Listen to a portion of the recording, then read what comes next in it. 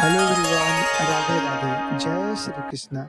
आइए हम प्रेमानंद जी के माध्यम से इस सत्संग को सुनते हैं और अपने जीवन को धन्य और सार्थक बनाते हैं। कहते हैं कि इस संसार में आए हैं तो ये क्यों हम लोगों का जन्म क्यों होता है? माया, कहीं न कहीं हम लोगों का जो शरीर छूटते वक़्त हमारा शरीर आकर्षक कहीं न कहीं जीवों पर रहता है। तो इसलिए हमें पुनः इस शरीर को प्राप्त होना पड़ता है किसी भी योनि में। तो कर्म को हमें भोगना पड़ता है। इसलिए ये मानव शरीर बहुत ही दुर्लभ से मिलता है। तो चलिए, मानव शरीर मिला है तो इसके माध्यम से हम प्रभु में अपनी आस्था लगाते हैं, प्रभु को याद करते हैं ताकि ये जन्म और मरण की जो चक्र है ना, इससे हम दूर हो सकें। ओके? तो वीडियो को आप लोग ध्यान से देखिएगा, बहुत ही अच्छे हैं, ठीक है ना? और नाम जाप करते रहें, क्योंकि कहा जाता है कि कलयुग केवल नाम आधारा, सुमिर सुमिर नर उतर ही पारा। इस संसार में केवल अगर नाम जाप आप करते हैं ना, तो इस भव सागर से आप पार हो सकते हैं। मन में श्रद्धा रखें, विश्वास रखें और अपने गुरुजनों पे परम परम आस्था रखिए। जो हमारे गुरुजन कहते हैं उनके बातों पे विश्वास रखें और नाम जाप करते रहें। जय श्री राधे, जय श्री कृष्णा। चलिए, इस कथा को ध्यान से सुनते हैं। अगर आप लोगों को ये वीडियो पसंद आए तो प्लीज प्लीज प्लीज आप लोगों से हम्बल रिक्वेस्ट है कि आप लोग वीडियो को शेयर कीजिएगा ताकि अन्य लोग भी इस कथा से लाभ ले सकें। ओके? हर हर महादेव। इतना जीवन व्यतीत कर दिया, क्या हाथ लगा। बहुत विवेक विचार की जरूरत है। धर्मयुक्त काम भगवान ने अपना स्वरूप बताया है सृष्टि संचालन के लिए। यदि विवाह पाणिग्रहण संस्कार करके संतानोत्पत्ति के लिए विधान किया गया है तो वो धर्मयुक्त काम है, व्यभिचार वहां भी नहीं, धर्मयुक्त काम। अन्यथा धर्म विरुद्ध यदि काम का सेवन किया जाए तो घोर पापाचरण बनने लगता है और मलिनता पे मलिनता होती चली जाती है।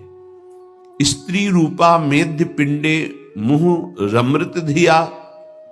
हमारी बुद्धि इतनी मलिन हो गई है कि मलमूत्र के द्वार को अमृत पान का स्वरूप समझते हैं। कितनी निकृष्ट बुद्धि है। इन शरीरों पे है क्या? ऊपर के द्वार देखो, आंख से कीचड़ निकले, नाक से कितनी खखार के थूको, वमन करके देखो। नीचे के द्वार तो दुर्गंध युक्त मलमूत्र के ही है। किन भोगों में तुम अमृत पान करना चाहते हो? स्त्री रूपा मेध्य पिंडे मुहु रमृत धिया नित्य लोलुभ्यमानम। नित्य तुम लुभायमान हो रहे हो कि अगर ये शरीर भोगने को मिल जाए, ये शरीर मिल जाए तो हमारा जीवन धन्य हो जाए। नित्य लोलुभ्यमानम है क्या? थोड़ा विवेक से विचार करके देखो। धर्मयुक्त संतानोत्पत्ति के लिए भगवान ने आदेश किया है। मनमुखी चाल चल करके मनोरंजन करने के लिए ये नहीं बना हुआ है। फंसते चले जाओगे। अमृत की लालसा से मृत होते चले जाओगे। तुम्हारे विचार मृत, तुम्हारे आचरण मृत, तुम्हारा शरीर मृत, तुम्हारी चेष्टा मृत।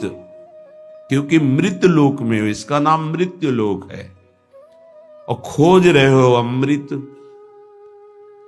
चक्षुर्न क्षुद्र जीवैरपि विहितो। ये नेत्र मिथ्या रूप में लुभायमान हो रहे हैं।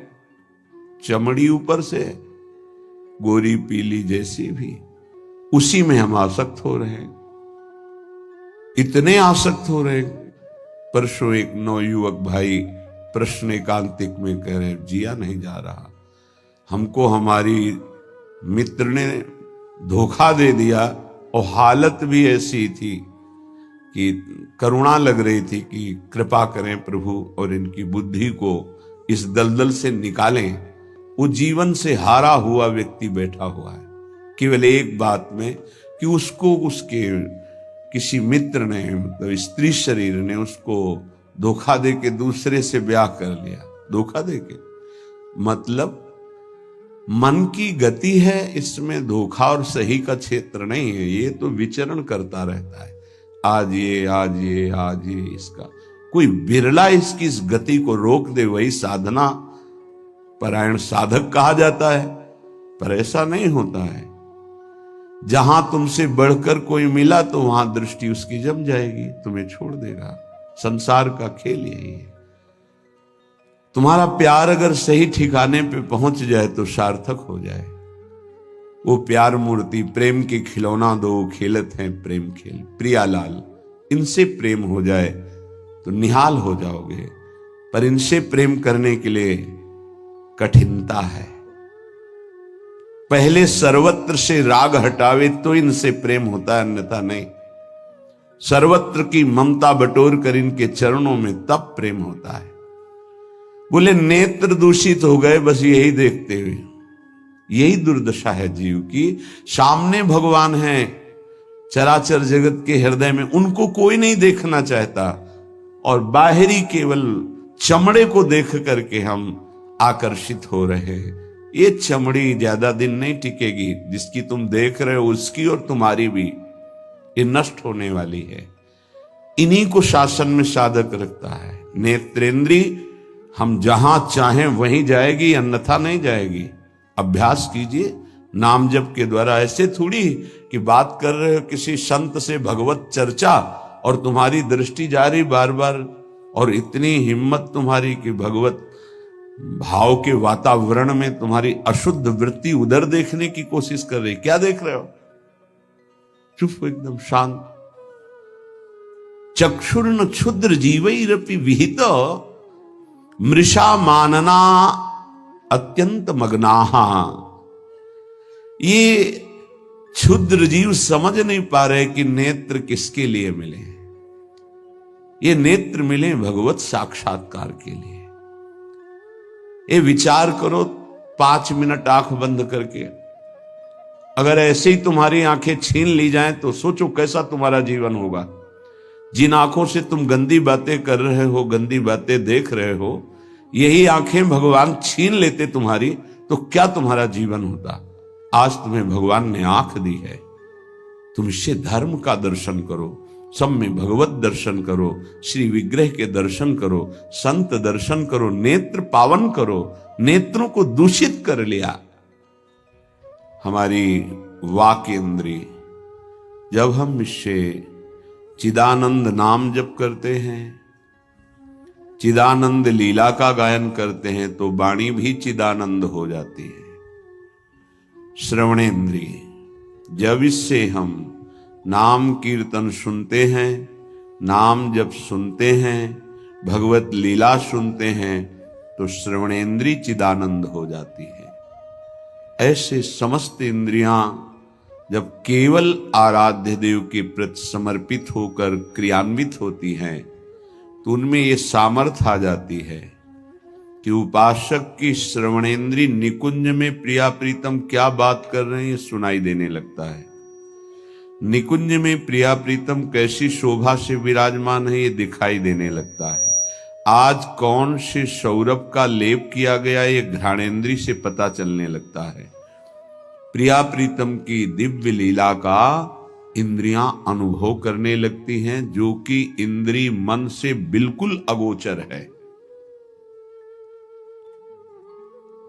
अगर उपासक इन इंद्रियों को थोड़ी भी स्वतंत्रता दे देगा तो इनका स्वभाव है प्रकृति स्थान कर्षति। ये प्रकृति के वस्तु व्यक्ति स्थान के आकर्षण में फंस जाएंगी। फिर ये महासुख जिसकी हमारे हृदय में लालसा है, वो प्रकृति से पूर्ण होने वाली नहीं, वो परमात्मा से होने वाली है। जब हमारी इंद्रियां प्रकृति की तरफ जाती है तो मलिन हो जाती है, और मिथ्या देह सम्मान को तुमने सुख मान लिया। 4 लोग नमस्कार किए तो तुम अपने को श्रेष्ठ समझ लिए। किंचन मात्र भी कोई श्रेष्ठ नहीं है। ये पंचभूत शरीर सबके उसी सामग्री से बने हुए हैं। अंदर जो जीव अंश है भगवान का बिल्कुल बराबर है। अब जो सम्मान और अपमान होता है गुण और अवगुण का होता है, और गुण और अवगुण दोनों मायाकृत है। सुनो तात मायाकृत गुण और दोष अनेक, ये दोनों मायाकृत है। तो तुम किसका सम्मान? माया का। किसका अपमान? माया का। तुम तो मान और अपमान दोनों से परे हो। अगर कोई तुम्हें प्रणाम कर रहा है तो तुमको उसकी श्रद्धा को प्रणाम करना है। तुम खास थोड़ी हो गए कि वो तुम्हें साष्टांग प्रणाम कर रहा है तो तुम महान हो गए। महान वो है जो साष्टांग प्रणाम कर रहा है, उसकी श्रद्धा प्रबल है। नहीं क्यों, कोई अंतर नहीं। जो इस देह में पंचभूत वही उस देह में पंचभूत, जो इसमें परमात्मा का अंश वो उसमें परमात्मा का अंश, उसकी श्रद्धा बड़ी है इसलिए वो आपकी तरफ प्रणाम कर रहा है। बोले बहुत बुरा हो गया। मिथ्या मृषा मानना अत्यंत मगनाह, मैं झूठ मूठ अपने को बड़ा मानकर सम्मान प्राप्त करने की लालसा, सम्मान स्वीकार कर लिया तो हृदय अपवित्र हो गया। बड़ा मन है, फंसाता रहता है, वो मकड़ी की जाल की तरह, फंसने वाला नहीं जानता है। संत सदगुरुदेव शास्त्र इनकी सूत्रों को जब स्वीकार करे तो पता चलता है मैं फंस रहा हूं या मुक्त हो रहा हूं। श्रीपाद कह रहे हैं कि देखो, जनेन्द्री ने फंसा दिया काम भोग में, नेत्रेंद्री ने फंसा दिया रूप में। सच्ची अगर सावधान न रहे तो ऐसे ऐसे फंसाव हैं कि जीवन ही नष्ट हो जाता है, पूरा जीवन। अब उसको लाख समझा रहे थे, कुछ समझ में नहीं आ रहा था। बस वो ये समझ रहा था कोई आशीर्वाद मिल जाए, जादू टोना मिल जाए कि वो जो हमारी मित्र है वो वापस हमको मिल जाए वापस। बस उसको इतना ही लक्ष्य था। और हम ज्ञान विज्ञान वर्णन कर रहे थे, वो सुन बैठा था केवल, क्योंकि समझ में आता है ना आप हमारी बात पकड़ रहे हो कि नहीं पकड़ रहे। नेत्रेंद्री ने रूपों में फंसा दिया, हृदय मलिन हो गया सम्मान प्राप्त करने की लालसा से। और कह रहे जिभ्या मिष्टान्न निष्ठा विरमति न मनाग्वित सग्रंथनुचितम। जबान आ गई भोजन के स्वाद में, ये मिष्ठान्न है, ये चटपटा है, ये बड़ा स्वादिष्ट है। जिभ्या रसेंद्री यदि भोजन के स्वाद में मगन है तो राधा नाम सुधा रसम का स्वाद नहीं ले पाएगी। उचित आहार जो भगवत प्रसाद रूप है उसको डाल लेते हैं, उसके प्रति हम आसक्त नहीं होते, स्वाद दृष्टि नहीं रखते। पूर्व के संत भगवान के दर्शन होते थे, खप्पर रखते थे नारियल का, नारायण नारायण, दाल खीर रोटी जो भी मिला खप्पर में डाला, मिलाया। स्वाद से मतलब नहीं, प्राण पोषण से मतलब है। और यहां धनिया की चटनी अलग, टमाटर की चटनी अलग, भरौआ मिर्च अलग, ये अलग ये अलग, तो फिर राधा नाम सुधा रसम भूल जाओ। ये 2 अंगुल की जबान है, बस इतने में सारा खेल है। यहां से नीचे उतरने पर कोई स्वाद नहीं है, भाई इतने में घुमाने का स्वाद है।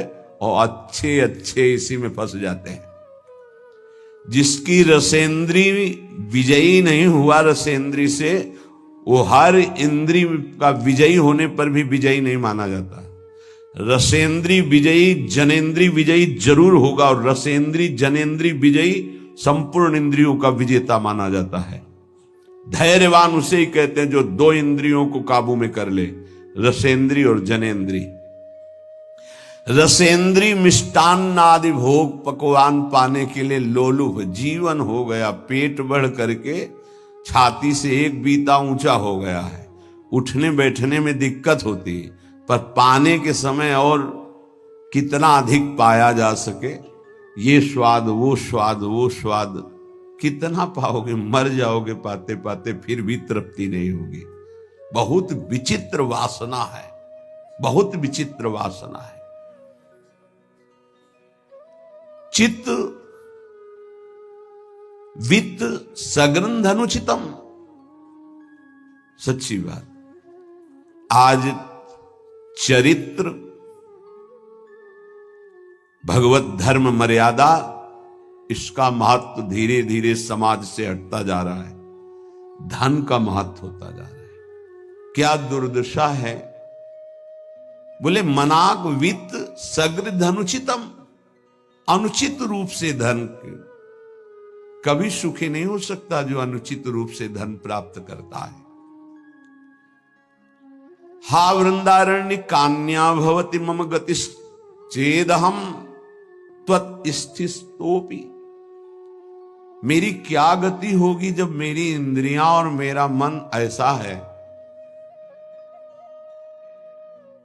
मैं आपका आश्रय लेता हूं, आपका वास स्वीकार करता हूं। मैं समझ गया कि मेरे से अब कुछ नहीं होने वाला, मेरी अनन्य गति आप हो। हे वृंदावन, आप मेरा सुधार कर दो।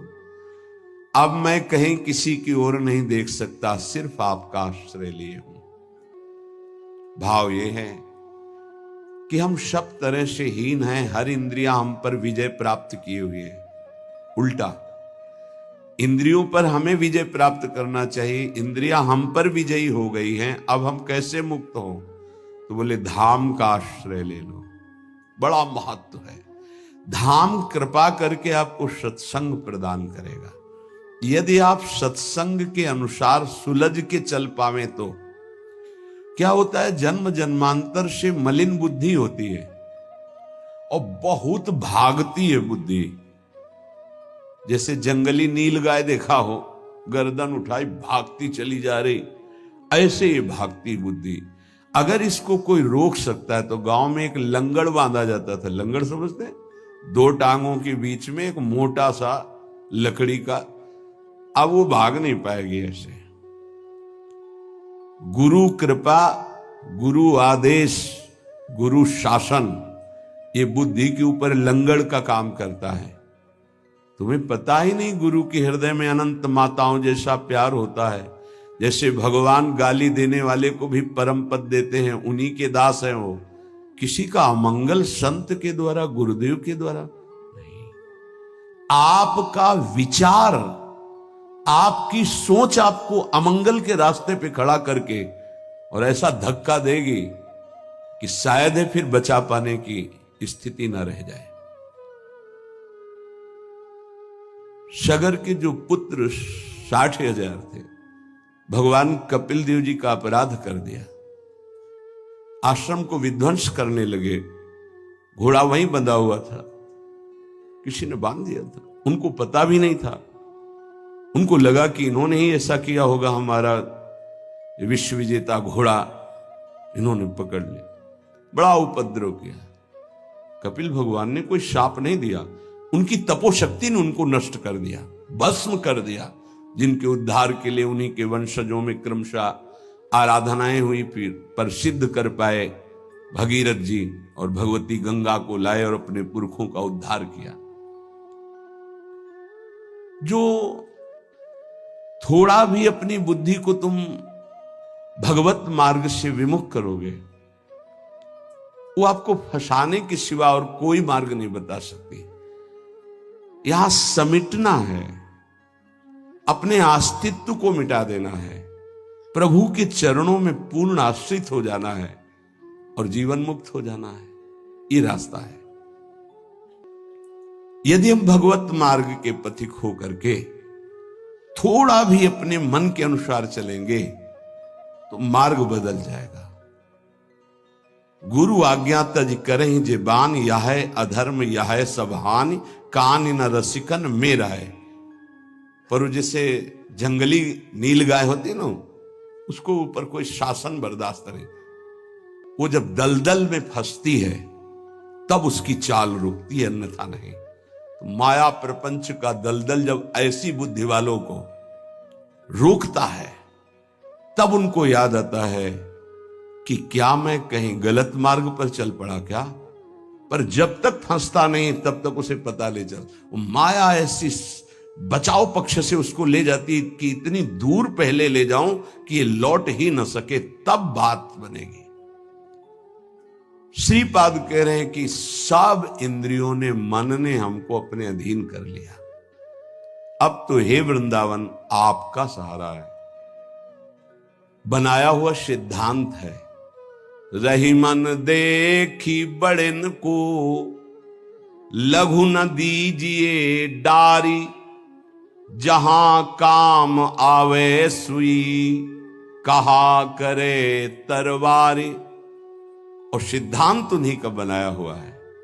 अगर गुरु चरणों में लघुता आ गई तो विश्व ब्रह्मांड में महत्ता स्पर्श ही नहीं कर सकती तुम्हारा। ये हमारी बुद्धि, ये हमारा मन ऐसा सोचता है कि शॉर्टकट से चले धनी बन जाए, शॉर्टकट से चले परम पद मिल जाए, शॉर्टकट से चले बहुत उत्तम सम्माननीय बन जाए। है बहुत शॉर्टकट है। सर्वस्व त्याग और एकमात्र प्रभु का आश्रय। अभी जो चाहो बन जाओगे, पर सर्वस्व त्याग। आज तक जितने भी महापुरुष हुए हैं सर्वस्व त्याग से। सर्वस्व त्याग का स्वरूप किसी के नामे कर देना सब प्रॉपर्टी नहीं, अपना अस्तित्व मिटा देना। अम्बरीश जी चक्रवर्ती सम्राट हैं पर अपना अस्तित्व नहीं है, तो क्या हुआ? सुदर्शन चक्र उनकी रक्षा में है और भगवान दुर्वासा जी को द्विज कहते हैं और अम्बरीश जी को भक्त कहते हैं। अहम भक्त पराधीनो अस्वतंत्र इव द्विज। तो मैंने वृंदावन का आश्रय लिया। अब वृंदावन संभालेगा तो वृंदावन किस रूप में संभालता है? संत रसिक सदगुरुदेव के रूप में संभालता है। यदि हम ना उनकी आज्ञा का पालन करें, अवहेलना करें, तो बड़े कृपालु हृदय के होते हैं जो संत हैं। संत सरल चित जगत हित, जानि स्वभाव स्नेह। तुम क्या जान पाओगे हृदय में तुम्हारे ही प्रति कितना दुलार है। सांप को चाहे जितनी प्रार्थना करो, आरती उतारो, दंडवत प्रणाम कर लो, कह दो सीधे चलो तो कभी नहीं चलेगा वो। उसकी चाल ही टेढ़ी होती सांप की तरह। ऐसी जो कुटिल बुद्धि के होते हैं, हाथ जोड़ो, पैर छुओ, दुलार करो, गले लगाओ, जीवन दे दो, लेकिन वो सांप की तरह ही कुटिल बुद्धि से चलेंगे। उनका जो विषैला स्वभाव है वो उनकी आध्यात्मिक शक्ति का नाश करता है। उनको लगता है मैं बहुत बड़ा अध्यात्म कर रहा हूं। अध्यात्म कहां से होता है? गुरु आज्ञा से होता है। अध्यात्म कहां से होता है? गुरु मंत्र के निरंतर सुमिरन से होता है। अध्यात्म जिसके अंदर है तो त्रिभुवन का संपूर्ण वैभव उसको मृत तुल्य लगता है। मृत तुल्य, न पारमेष्ठ्यम न महेंद्र देष्ण्यम। आपको लगेगा भरण पोषण कैसे होगा? तो भगवान, उनके वचन यही भक्त का आश्रय होते हैं। भगवान ने कहा अनन्यस चिंतयन्तो माम। तुम्हारी एक ही जिम्मेवारी है, तुम केवल मेरा अनन्य चिंतन करो। और जो अनन्य चिंतन करता है ये जनाः परिपासते, जो ऐसी उपासना करता है अनन्य चिंतन से, तो योगक्षेमम वहाम्यहम, मैं उसके योगक्षेम का वहन करता हूं। अप्राप्ति की प्राप्ति और प्राप्ति की रक्षा ये मैं करता हूं। शुद्ध परमार्थ को जान लो, जीवन मुक्त हो जाओ, फंसने में देर नहीं लगती। ये मन कभी भी कहीं भी कैसे भी आचरणों में फंसा सकता है। अजामिल जी अपनी इंद्रियों की चंचलता को शासन में लेकर के अपने पिता की सेवा में गुरु भाव से लगे थे। बड़े धर्मात्मा पिता थे।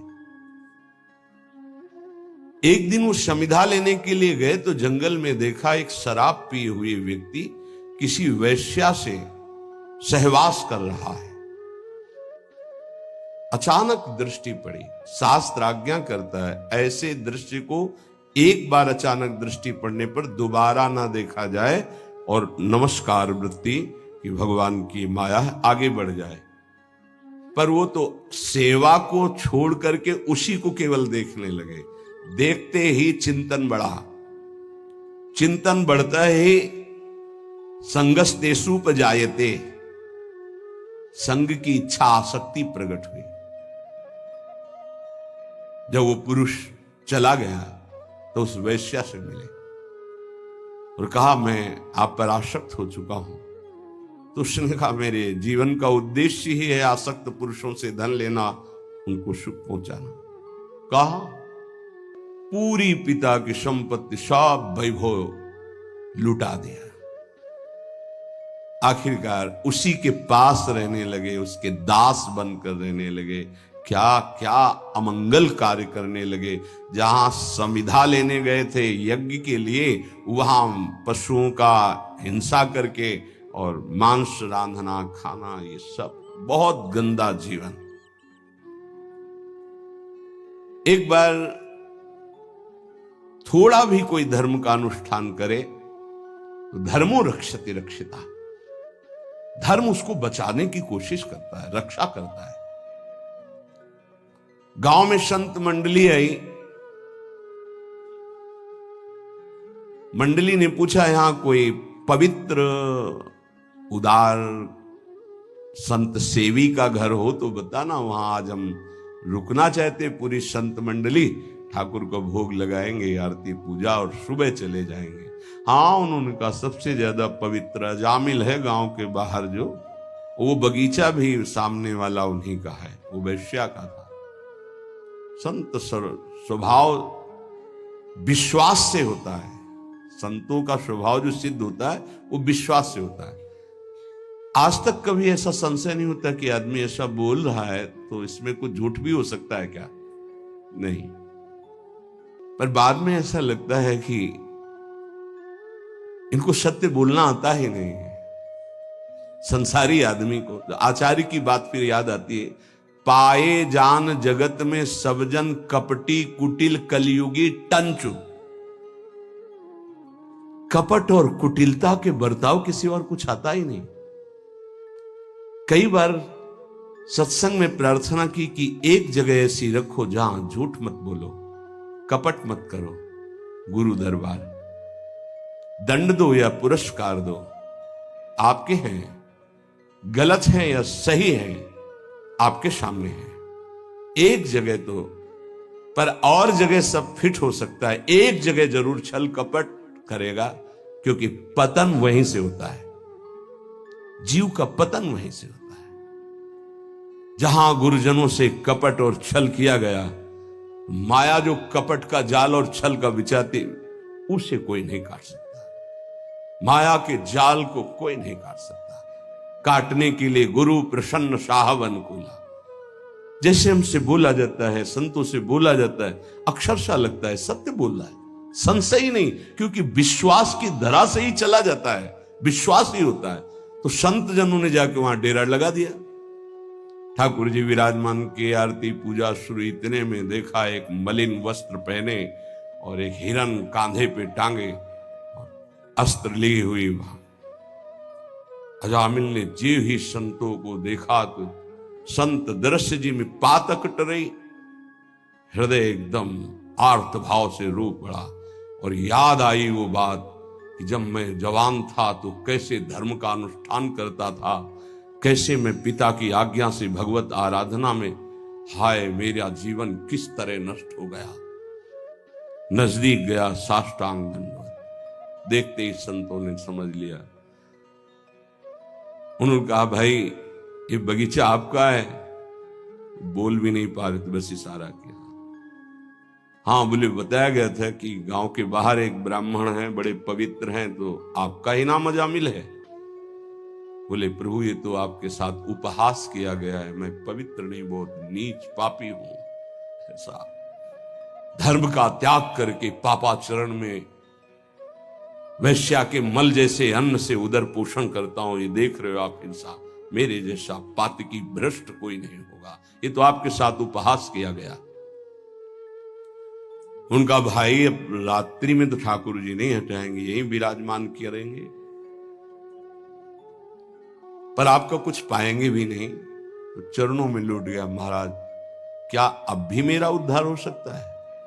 कहा आखिरी श्वास तक जीव को भगवत प्राप्ति का अवसर दिया जाता है। एक उपाय है, मैं देख रहा हूं तुम्हारे द्वारा वैश्या से कभी पुत्र होगा, तुम उसका नाम नारायण रख देना, बस। अब आप यहां से जाएं, हमारी ठाकुर सेवा है, हम सब संत अपने एक नाम कीर्तन पाठ और ध्यान आदि, आप जाएं, आपका मंगल होगा।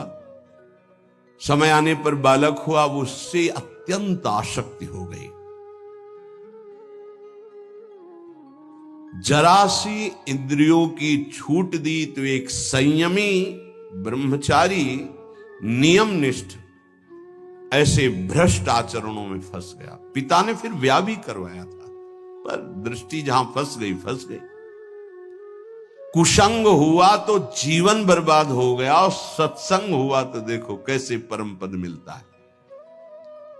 अब तो उसी छोटे पुत्र को गोद में लेके घूमना, उसी से प्यार, उसी से दुलार।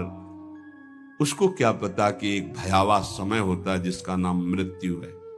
वो कभी भी किसी पर आक्रमण कर सकती है, और जब यहां से जाओगे ना तो कुछ भी तुम्हारे साथ नहीं, तुम्हारा किया हुआ धर्म और अधर्म ये दोनों तुम्हारे साथ जाएंगे, जिसे शुभ और अशुभ कर्म कहते हैं। अचानक उसको दिखाई दिया दो भयंकर यमदूत। कांपने लगा। यमदूतों की दृष्टि मात्र से उसके मलमूत्र छूट गए, इतने भयानक। और उसकी आसक्ति अपने पुत्र पे थी, तो ऐसा लगा कि मैं आखिरी में एक बार अपने पुत्र को बुला के देख लूं। बुलाया, नारायण, बस मंगल हो गया। देखो, संत संग अपवर्ग कर, कामी भव कर पंथ। संत का संग सीधे मोक्ष प्रदान करने वाला होता है। नारायण, एक बार जी ही पुकारा नारायण, णा पे जबान पहुंची कि दो दिव्य पार्षद भगवान के चतुर्भुज नारायण स्वरूप श्यामल कांति है, यमराज के दूतों को डांटा और फांसी काट दी। अब तुम इस जीव को स्पर्श भी करने का अधिकार खो चुके हो। बड़ा सुंदर प्रसंग है। अगर इसे बार बार हम सुने और इसे हृदय में बैठा लें तो जीवन मुक्त होने के लिए पर्याप्त साधन है। नाम महामंगल मूद में अजामिल जी की चेतना लुप्त होने वाली थी, फांसी पड़ चुकी थी यमदूतों की। यद्यपि उसने भगवान को नहीं पुकारा, अपने बालक के स्नेह वशात उसको पुकारा नारायण, पर संतों ने नाम रखवाया था।